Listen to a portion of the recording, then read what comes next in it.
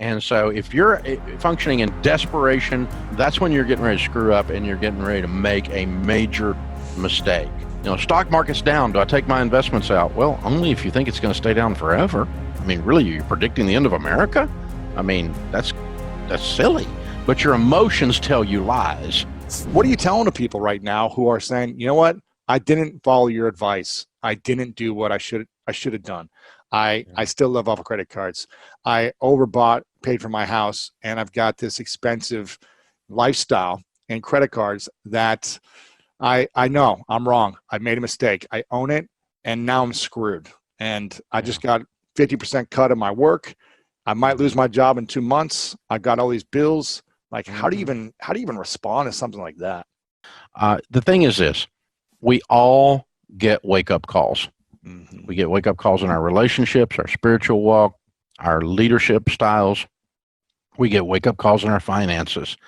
And some people, the phone's ringing off the hook right now. They're getting wake-up calls on a bunch of things. They're at home with their family, and they're starting to realize, I was disconnected from my family. I haven't been plugged in. They got a wake-up call on their relationships at home. They've gotten a wake-up call on, I don't have any savings, and I'm deeply in debt. This isn't working. And so the cool thing is, when you get the call, then you have to make the choice. Are you going to answer the phone? If you pick the phone up, that means, baby, it's time to change. And you can look back, and you might be 27 years old right now watching this, and you're screwed. You lost your job. You got no money. You got no savings, and you feel like it's all over.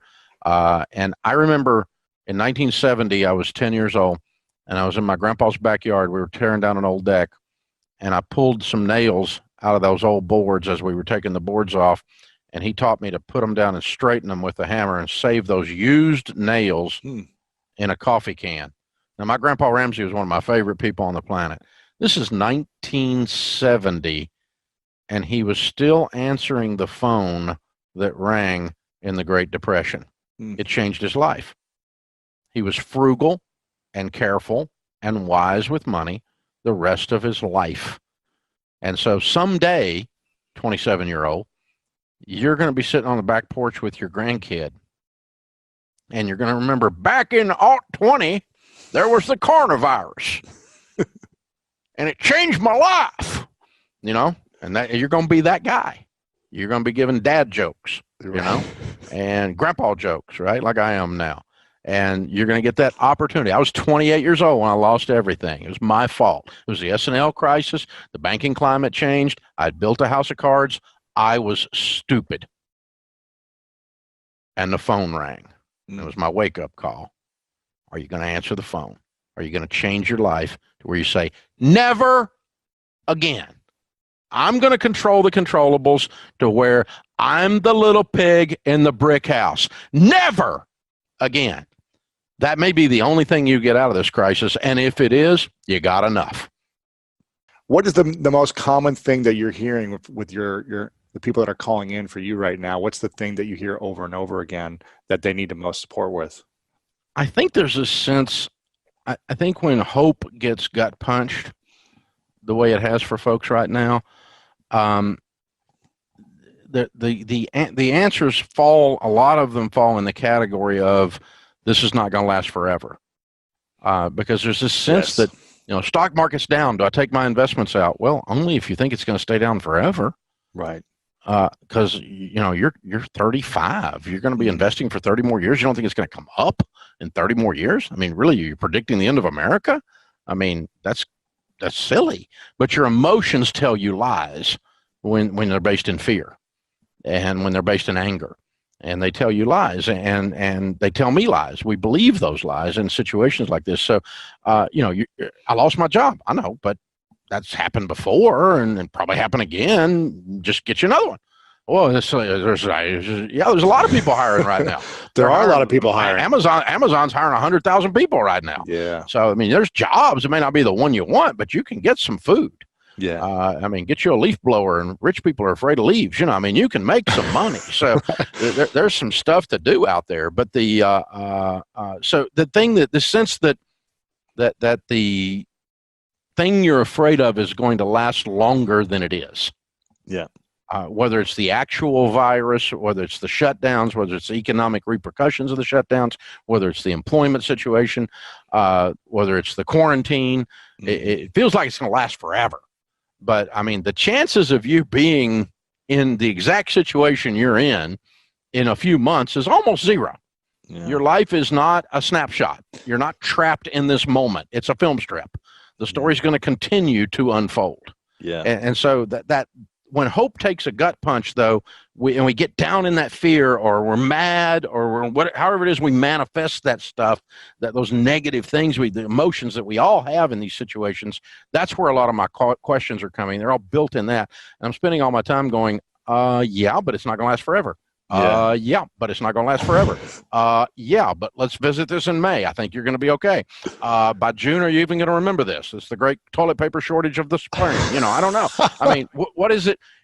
It's, some people are going to have devastating, horrible things that are going to be life-changing. But that's a very small percentage compared to the number of that are worried about it. Yeah.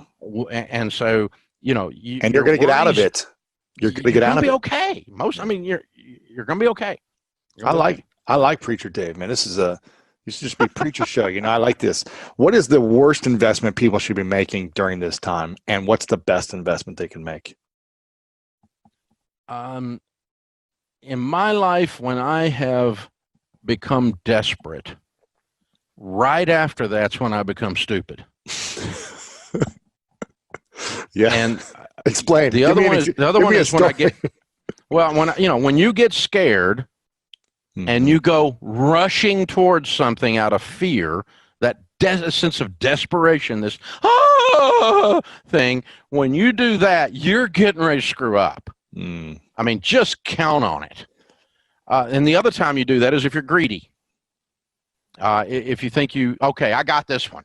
I can take advantage of this. And I mean, greedy as a lack of virtue greedy. I don't mean greedy in a positive way where I'm being ambitious, okay? I mean the negative sides of greed. And so if you're functioning in desperation or in this no holds barred, I'm going to just clean up on other people's pain thing, that's when you're getting ready to screw up and you're getting ready to make a major mistake.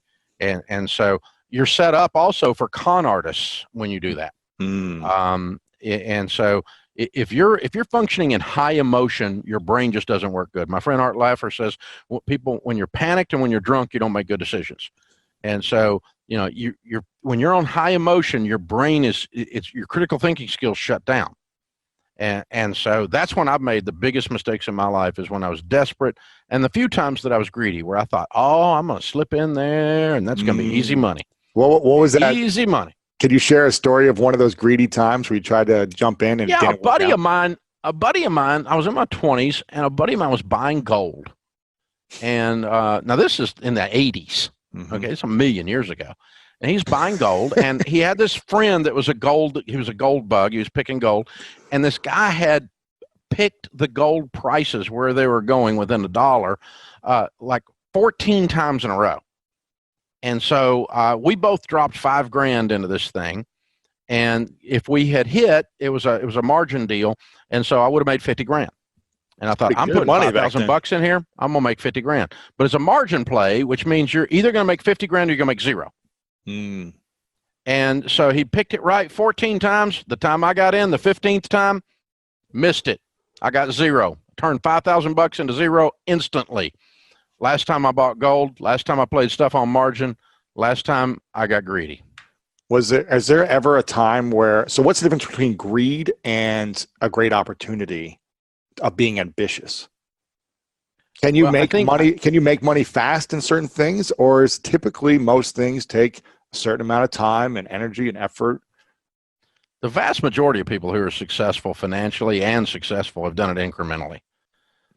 There's very few people who you see a meteoric rise in their wealth or their success that keep it. And I think because you build your character along the way to be able to hold on and be able to do it. I think that's my theory on it. I mean, I got rich quick. I started with nothing, and by the time I was 26, I had $4 million worth of real estate. I built a house of cards. and I had $1 million net worth. I made $250,000 in 1984.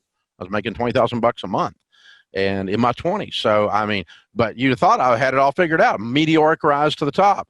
But the very thing that caused me to be the incredible overdrive of ambition caused me to go so fast that I missed the blind spots. I missed the detour signs. I missed the bridge out signs.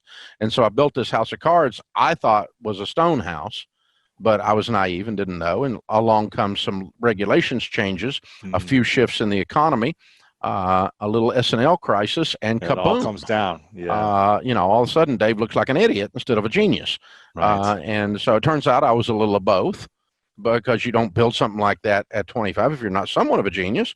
But I was obviously an idiot in the way I built it, and so I get to do it again. Get the wonderful opportunity to start over, and so, build it the right way. Yeah. But I mean, in the midst of that, as I was falling, it took 2.5 years to lose everything we own. I had stuff presented to me. I almost got conned, serious con, like people just a real con artist type guy. There's not many of them out there. Right. Most of the time you get screwed by well-meaning ignoramuses. But these were real con artists coming into my path, and I was about to give them money because I so desperately needed to turn quick money into big money to save myself. I was desperate. And right about the time you get desperate is when you get stupid.